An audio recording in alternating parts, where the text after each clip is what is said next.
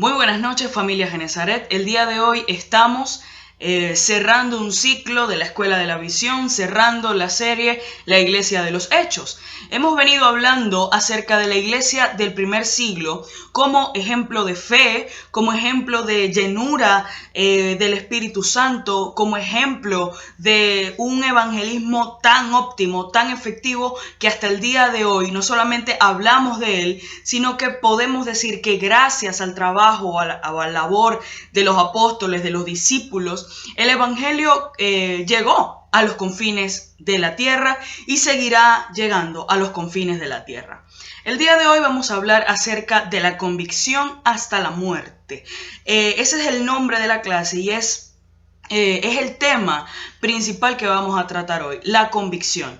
Y la convicción que tenía esta iglesia, que era tan, pero tan profunda, que debido a que no podían o no era imposible, digamos, negar el nombre de Jesús en las circunstancias históricas en las que se encontraban, eran torturados, eran martirizados y morían por la causa de Cristo. Esto lo podemos encontrar no precisamente en el libro de los Hechos, aunque allí se narra el martirio de Esteban y se narra también, o tenemos algunos esbozos de las persecuciones que estaban circundando a los apóstoles y ellos las mencionan, pero los encontramos en libros como por ejemplo de Eusebio, historiadores de la época, que dan fe de cómo los cristianos en ese momento, en ese entorno, eran perseguidos, ¿ok? Entonces, yo quiero hacer una serie de preguntas en esta clase y quiero que al final de esta clase cada uno tome un tiempo para reflexionar y para poder meditar allí usted con el Señor el lugar, el rol que estamos asumiendo como iglesia. Y cuando digo estamos asumiendo como iglesia, no hablo de la estructura de la iglesia como tal, sino de usted y como yo, de usted y yo como iglesia. Nosotros somos la iglesia, entonces es bueno que estemos en constante revisión y que constatemos con la palabra o a la luz de la palabra cómo está nuestra fe, cómo está nuestra convicción, cuál es nuestro nivel de compromiso. ¿Será que estamos laborando, estamos haciendo las obras, la voluntad de Dios, tal cual como Él lo encomendó? Y sé que sí, tenemos la estructura para hacerlo, pero en este tema vamos a ver que la profunda convicción de los apóstoles y de los discípulos de los apóstoles los llevó a renunciar incluso a su propia vida. Entonces, ¿cuán grande es nuestra disposición? ¿Alguna vez nos hemos preguntado cómo llegó hasta nosotros la fe? ¿Alguna vez nos hemos preguntado cuánta valentía hay detrás del conocimiento del evangelio que hoy en día tenemos, que hoy en día disfrutamos? ¿Cuántas vidas se invirtieron para que la verdad eterna fuese conocida hasta los confines de la tierra?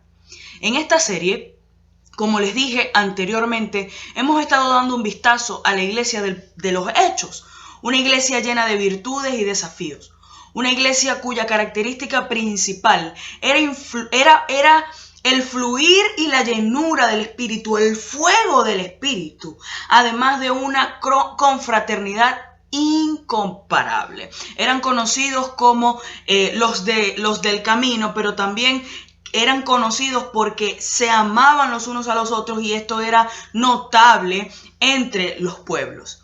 En esta serie hemos estado hablando también acerca del evangelismo, y es imposible, digamos, leer el libro de los Hechos y no hablar de evangelismo.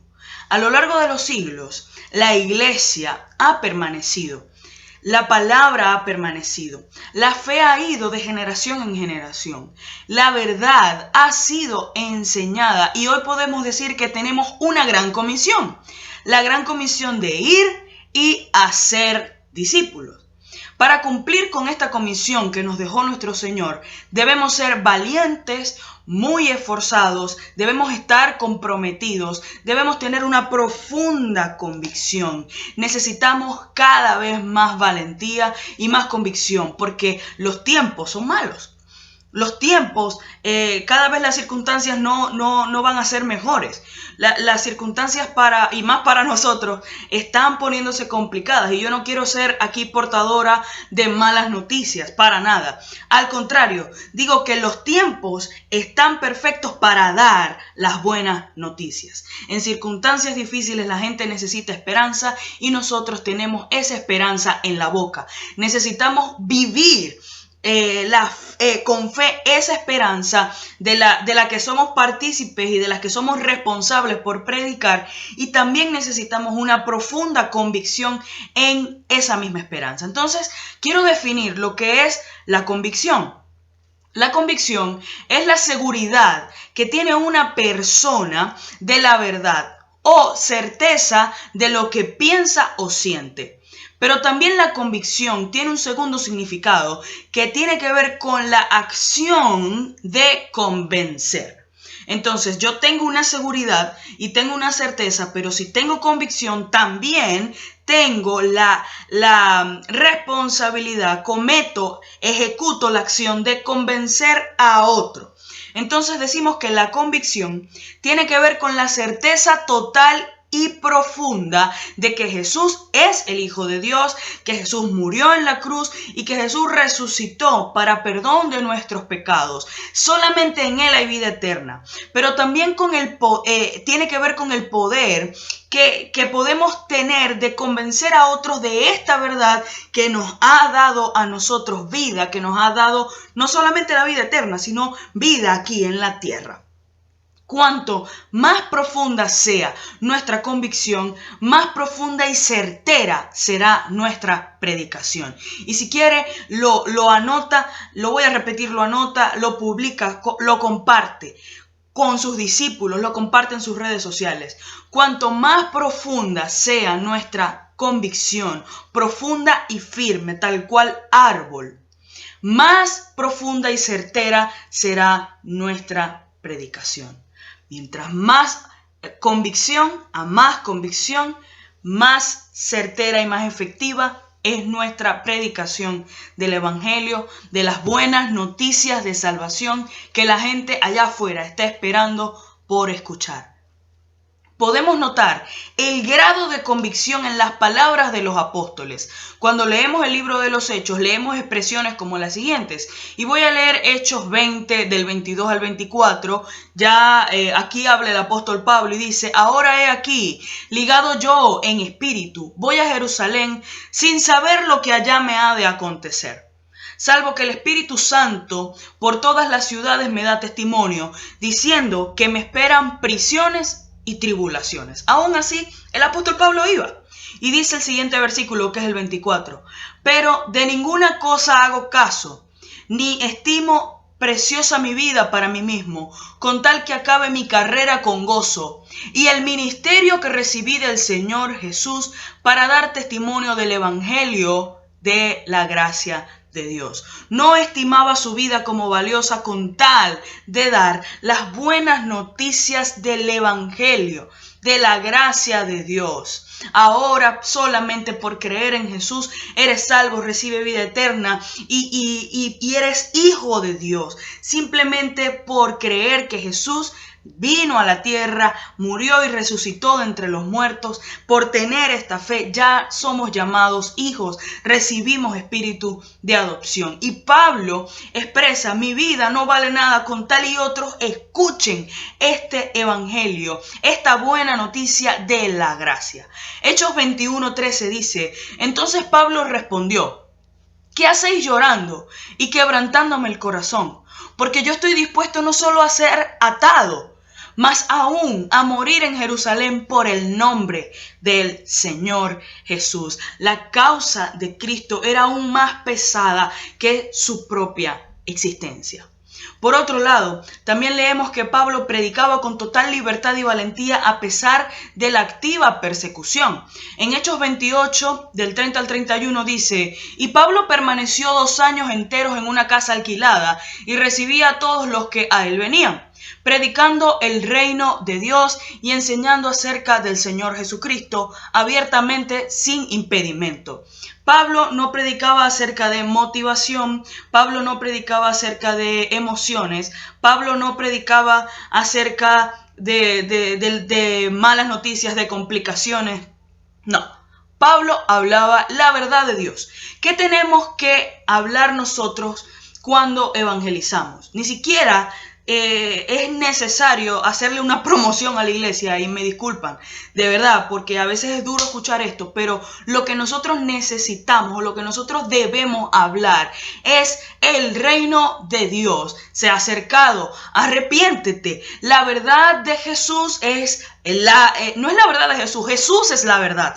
Porque si decimos la verdad de Jesús, estamos de cierto modo admitiendo que hay otra verdad. Y esta es la verdad de Jesús. No, no hay otra verdad. Jesús es la verdad, Jesús es el camino, Jesús es la vida y Jesús es el nombre en el quien tenemos que creer. Es Dios y tenemos que creer en Él para poder pasar a ser hijos de Dios y tener vida eterna. Así tenemos que evangelizar, diciendo la verdad del reino de Dios. Si no, la venida de Jesús y su muerte fue en vano. Si nosotros hablamos de otra cosa que no sea salvación, ¿de qué estamos predicando? Si nuestra predicación no es acerca de las buenas noticias de salvación, las buenas noticias de que es el evangelio, ¿de qué estás hablando? Entonces, ¿de qué estoy hablando entonces si no hablo del evangelio? Es importante que el eje transversal de nuestros mensajes sea la verdad del reino, la verdad de la salvación, la verdad de Jesús, la vida eterna. Jesús dijo que la persecución iba a pasar. Él dijo en Mateo 5:12, y este es un fragmento del Sermón del Monte, dice: gozaos y alegraos, porque vuestro galardón es grande en los cielos, porque así persiguieron a los profetas que fueron antes de vosotros. Dice también Jesús en Marcos 10, del 29 al 30. Respondió Jesús y dijo: de cierto os digo que no hay ninguno que haya dejado casa o hermanos o hermanas o padre o madre o mujer o hijos o tierra por causa de mí y del evangelio, que no reciba 100 veces más hasta ahora en este tiempo casas, hermanos, hermanas, madres, hijos y tierras, con persecuciones, y en el siglo venidero la vida eterna. Recibirá todo esto, y dice con persecuciones. La iglesia del primer siglo usó la convicción como plataforma para esparcir la fe, y ante la persecución hacían resistencia y defensa, entregando su vida por completo al evangelio. En tiempos difíciles necesitamos mayor entrega, más fe, más obras, más enseñanza con propósito, más convicción y más entendimiento. Esto es entender que hay exigencia, hay mucha más exigencia, y nosotros como discípulos necesitamos entender, crear una conciencia de que ser discípulo, implica exigencia. Estoy recordando en este momento cuando en la Escuela Superior de Ministerio, en Historia Eclesiástica, nos enseñaban que donde caía la sangre de un mártir, nacía una iglesia. Y esto me parece increíble y maravilloso recordarlo, porque una gota de convicción es un gran testimonio. Donde caía sangre, se levantaba una iglesia. ¿Por qué? Porque toda la gente de alrededor dijo: esto tiene que ser la verdad. Si alguien está dispuesto a morir así por la verdad, tiene que ser entonces la verdad. Y donde uno moría, muchos creían. Podemos pensar en esto como nuestra propia vida. Mientras más muera yo, ya no vivo yo, mas ahora vive Cristo en mí. Mientras más muera mi ego, mientras más muera yo, otros vivirán a causa del testimonio de la verdad, a causa del testimonio de Cristo en mí. Esteban, por ejemplo, fue el primer mártir registrado en las Escrituras. Casi todos los apóstoles murieron como mártires. Un mártir entonces es una persona que muere por una causa específica y en este caso es la causa de Cristo. Este hombre lleno del Espíritu Santo mientras moría o murió a causa de hacer defensa de su fe y mientras le tiraban piedras todavía seguía defendiendo su fe ante el concilio. Él fue apedreado y murió con sus ojos puestos en el cielo. Fijad la mirada en las cosas de arriba. Jacobo, el hermano de Jesús, también fue apedreado en Jerusalén y cayó desplomado de una terraza desde la que proclamaba el evangelio de las buenas noticias. Murió con el mensaje de Jesús en sus labios, en su boca. Es la convicción hasta la muerte de hombres y mujeres de Dios la que a lo largo de los siglos ha testificado sobre la verdad de Cristo. El Espíritu da testimonio de la verdad y el Espíritu en nosotros, por medio de las obras, por medio de la predicación, por medio de la enseñanza, manifiesta la voluntad de Dios para la humanidad. Y esto es la salvación de hombres y mujeres que están perdidos. Jesús no vino por los que no tenían necesidad de médico. Jesús vino por los que tenían necesidad de su sanidad. Jesús vino por los perdidos. Jesús habló de dejar 99 e ir por la número 100. En la iglesia de los hechos, la iglesia de los hechos es una fuente de inspiración, una fuente de retos, una fuente de ejemplos de fe, una fuente de ejemplos de virtudes. Y es inspiradora en cuanto a su valentía para proclamar la buena noticia a pesar de las circunstancias difíciles. Es retadora en cuanto a su actitud en lo que respecta a la dificultad. ¿Cómo respondían? Ellos respondían con fuerza, con defensa, con fe, con toda su vida. ¿Cuál reto nos planteamos al saber que hay hermanos dispuestos a dejarlo todo por Jesús, incluso su propia vida? ¿Cuál reto nos planteamos? Ejemplos de fe y en cuanto a la fe, ellos veían señales, milagros y prodigios, porque Jesús dijo, estas señales los van a seguir. Estas señales van a demostrar que esto es la verdad. Y los apóstoles hicieron señales, pero después eran los discípulos de los apóstoles que hacían los señales y los milagros en el nombre poderoso de Jesús. Esos somos tú y yo, esos somos nosotros, los que por medio de la fe y el poder de Dios veremos milagros, prodigios, veremos el milagro de salvación, milagros enormes. Sigamos, mis amados hermanos, el legado de Cristo. Y aquí es donde quisiera que pudiésemos tener un momento de reflexión y de pensar cómo la convicción hasta la muerte de estos hermanos ha traído la iglesia hasta hoy, ha sostenido la iglesia a lo largo de la historia. Sigamos el legado de Cristo. Cada uno de nosotros tiene un rol que cumplir en la iglesia de los hechos.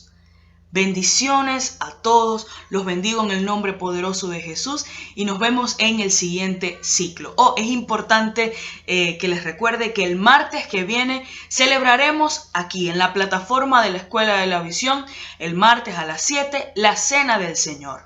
Entonces desde ahora vaya preparándose para la celebración de la Cena del Señor el próximo martes. Bendiciones, familia.